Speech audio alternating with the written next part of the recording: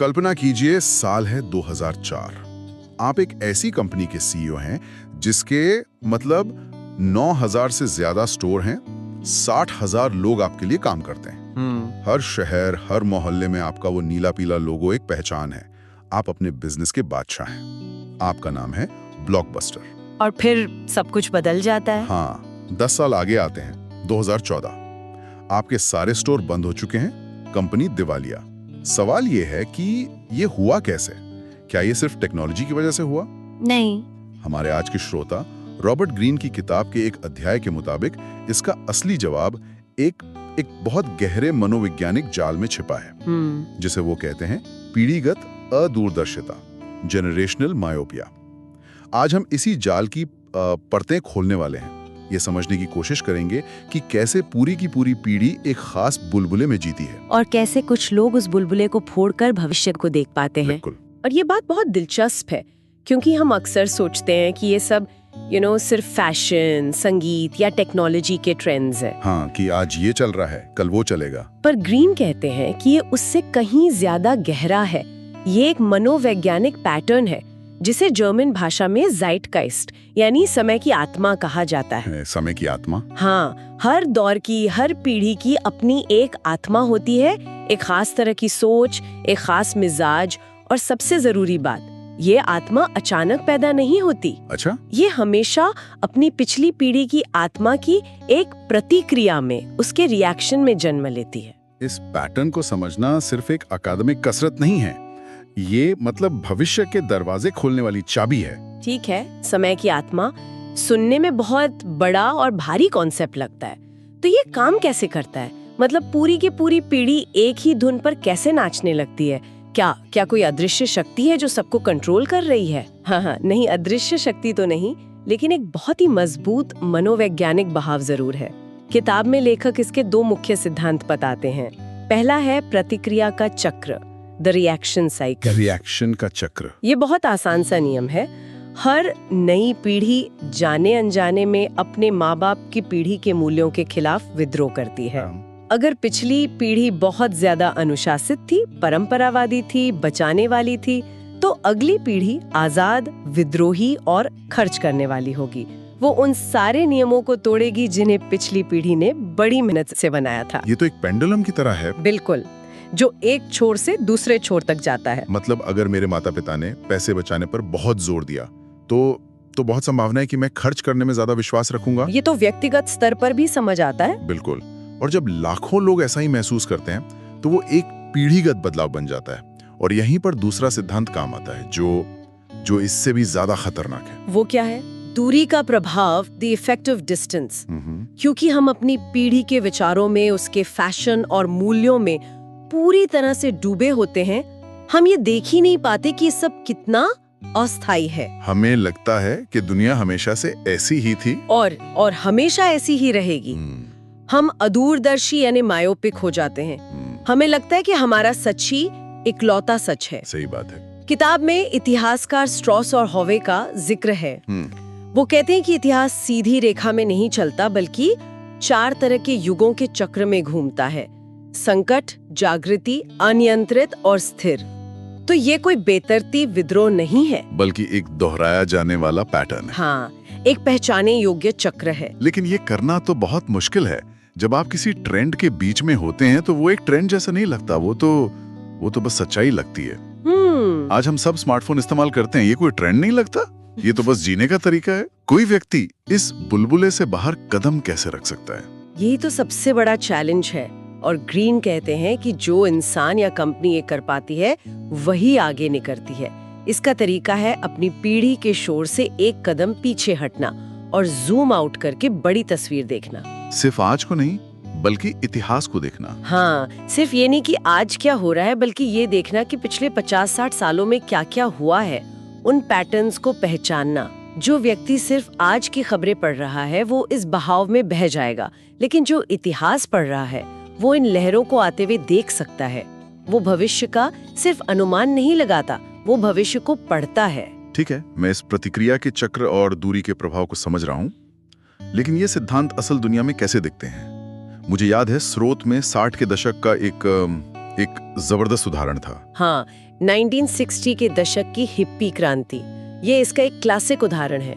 इसे समझने के लिए हमें पहले की पीढ़ी को देखना होगा, द्वितीय विश्व युद्ध और महामंदी से गुजरी पीढ़ी, जिसे साइलेंट जनरेशन भी कहते हैं। हाँ, उन्होंने बहुत कठिनाइयां देखी थी, तो उनके लिए मूल्य क्या थे? अनुशासन, कड़ी मेहनत, बचत करना, नियमों का पालन करना। हाँ, और समाज में एक सम्मानित जगह बनाना। उन्होंने एक बहुत ही व्यवस्थित और स्थिर दुनिया बनाई थी। एक सुरक्षित दुनिया, जहां हर चीज का एक नियम था, एक तरीका था। बिल्कुल। लेकिन उनके बच्चों ने, यानी बेबी बूमर्स ने, इस दुनिया को कैसे देखा? उन्होंने इसे घुटन भरा पाया, बोरिंग, बनावटी। उन्होंने अपने माँ बाप की बनाई स्थिरता के खिलाफ एक जबरदस्त विद्रोह किया। लंबे बाल, रॉक म्यूजिक, ड्रग्स, मुक्त प्रेम, हर तरह की परंपरा को चुनौती देना। ये सिर्फ एक फैशन का बदलाव नहीं था। नहीं, ये मूल्यों का टकराव था। जहां पिछली पीढ़ी ने सामूहिकता और कर्तव्य पर जोर दिया, वहीं इस पीढ़ी ने व्यक्तिगत स्वतंत्रता और आत्म अभिव्यक्ति को अपना भगवान बना लिया। ये उस पेंडुलम का दूसरे छोर पर जाना था। और ये सिर्फ अमेरिका में नहीं हुआ था, पूरी दुनिया में इसकी लहर दिखी थी। ये वाकई एक समय की आत्मा थी जो बदल रही थी। लेकिन ये तो 50-60 साल पुरानी बात हो गई। क्या ये चक्कर आज भी चल रहा है? आज शायद और भी तेजी से चल रहा है। किताब में सोशल मीडिया का बहुत सटीक उदाहरण है। सोचिए, जेन एक्स या उससे पहले की पीढ़ी के लिए प्राइवेसी, मतलब गोपनीयता, एक बहुत बड़ा मूल्य था। हाँ, बिल्कुल। अपनी निजी जिंदगी को निजी रखना एक गुण माना जाता था। डायरी लिखी जाती थी तो उसे ताला लगा कर रखा जाता था। और फोटो एल्बम भी घर के मेहमानों को ही दिखाई जाती थी। सही कहा। लेकिन फिर मिलेनियल्स और जेनजी आए। उन्होंने गोपनीयता के बजाय प्रदर्शन को, मतलब डिस्प्ले को चुना। उनकी दुनिया में अगर कुछ ऑनलाइन नहीं है तो शायद वो हुआ ही नहीं। हाँ, सही है। अपनी जिंदगी का हर पल, क्या खाया, कहाँ गए, कैसा महसूस कर रहे हैं, सब कुछ साझा करना एक नया नॉर्मल बन गया। ये पिछली पीढ़ी के प्राइवेट जीवन के विचार के ठीक विपरीत था। एक बार फिर पेंडुलम दूसरी दिशा में घूम गया। लेकिन यहाँ एक दिलचस्प बात हो रही है। अब मैं अपने आसपास ऐसे लोगों को देख रहा हूँ जो सोशल मीडिया से थक चुके हैं। डिजिटल डिटॉक्स एक नया ट्रेंड बन रहा है। लोग अपने अकाउंट्स डिलीट कर रहे हैं या फिर वो फिंस्टा जैसे प्राइवेट अकाउंट बना रहे हैं। क्या ये चक्कर फिर से घूम रहा है? बिल्कुल। ये उस प्रतिक्रिया के चक्र का अगला चरण है।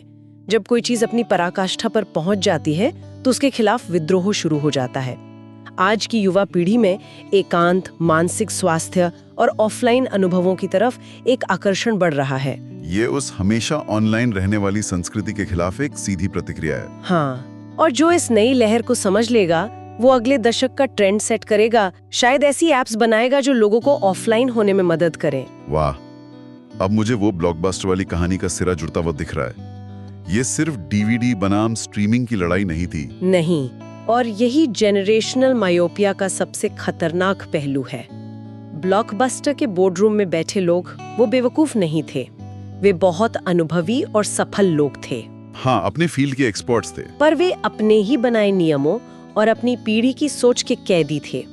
उन्होंने सोचा कि वे वीडियो कैसेट किराए पर देने के बिजनेस में हैं। ये उनकी परिभाषा थी। जबकि असल में वे घर पर मनोरंजन के बिजनेस में थे। एग्जैक्टली। उन्होंने प्रोडक्ट को देखा, जरूरत को नहीं। वे ये नहीं समझ पाए कि नई पीढ़ी की मानसिकता बदल रही थी। नई पीढ़ी को सुविधा चाहिए थी, तुरंत संतुष्टि, इंस्टेंट ग्रेटिफिकेशन चाहिए थी। उन्हें दुकान पर जाकर लाइन में लगना, लेट फीस देना, ये सब झंझट लगने लगा था। बिल्कुल। नेटफ्लिक्स ने सिर्फ टेक्नोलॉजी को नहीं समझा, उन्होंने आने वाली पीढ़ी की इस नई मानसिकता को समझा। उन्होंने ये दांव लगाया कि अगली पीढ़ी इंतजार करने की आदत खो देगी। और वे सही साबित हुए। हाँ, ब्लॉकबस्टर अपनी पुरानी सफलता के नशे में इतना चूर था कि उसे ये बदलाव दिखाई ही नहीं दिया। जिस पल आपकी पीढ़ी की परिभाषा आपके बिजनेस की परिभाषा से ज्यादा जरूरी हो जाती है, आप हारने की तैयारी कर रहे होते हैं। ये बहुत बड़ा सबक है। ये सिर्फ बिजनेस के लिए नहीं बल्कि हर किसी के लिए है। हम सब अपने करियर में, अपने रिश्तों में, अपनी सोच में ब्लॉकबस्टर बन सकते हैं। तो सवाल ये है कि इस जाल से बचें कैसे? अगर ये बहाव इतना शक्तिशाली है तो कोई इससे खुद को कैसे बचा सकता है? किताब में कुछ व्यावहारिक कदम सुझाए गए हैं। हाँ, और पहला कदम सबसे जरूरी है, जूम आउट करें। सिर्फ आज के ट्रेंड्स, आज की हेडलाइंस पर ध्यान ना दें। एक कदम पीछे हटें और पिछले 50-60 सालों की बड़ी तस्वीर देखें। अच्छा। संस्कृति, टेक्नोलॉजी और सामाजिक मूल्यों में क्या बड़े बदलाव आए हैं, जब आप 1970, 1990 और 2010 के दशक की तुलना करेंगे तो आपको वो लहरें साफ दिखाई देने लगेंगी। आपको दिखेगा कि कैसे पेंडुलम एक तरफ से दूसरी तरफ गया है। और दूसरा कदम है विद्रोह को पहचाने। ये मुझे बहुत दिलचस्प लगा। हाँ, ये जानने के लिए कि अगली पीढ़ी क्या करेगी। ये देखें कि आज की पीढ़ी किस चीज को हद से ज्यादा कर रही है या किस चीज को बिल्कुल नहीं कर रही है।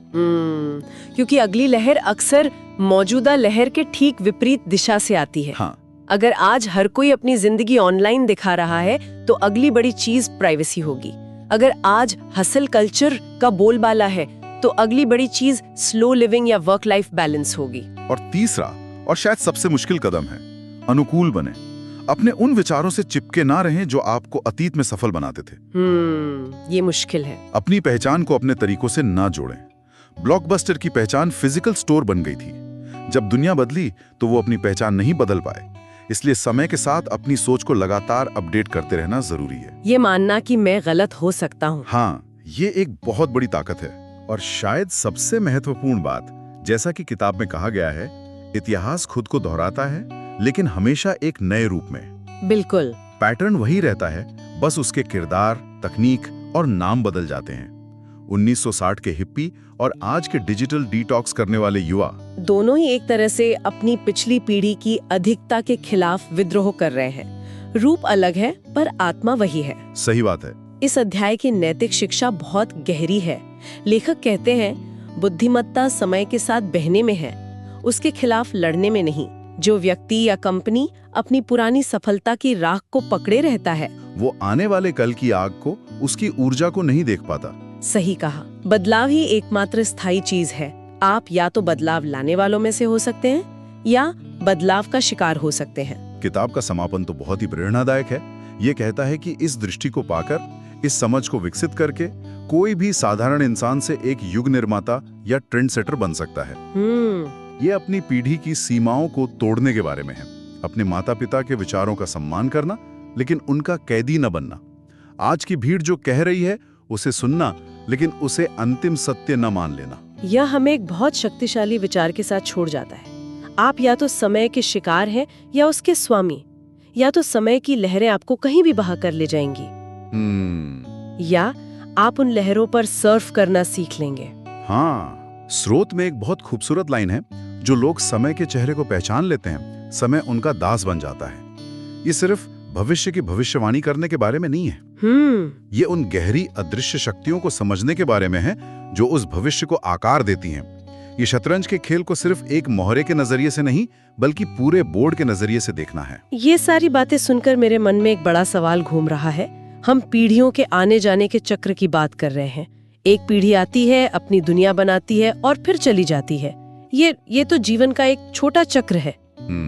सही है। लेकिन अगर हम जीवन के सबसे बड़े चक्र, जन्म और मृत्यु के बारे में सोचें, तो क्या इस चक्र के प्रति भी हमारी एक तरह की अदूरदर्शिता है? मतलब? क्या हम अपनी नश्वरता को ठीक वैसे ही नजरअंदाज करते हैं जैसे हम अपनी पीढ़ी के अस्थायी ट्रेंड्स को नजरअंदाज करते हैं? और अगर ऐसा है तो ये अदूरदर्शिता हमारे व्यक्तिगत निर्णयों और हमारे समाज को कैसे प्रभावित करती है? सोचने वाली बात है।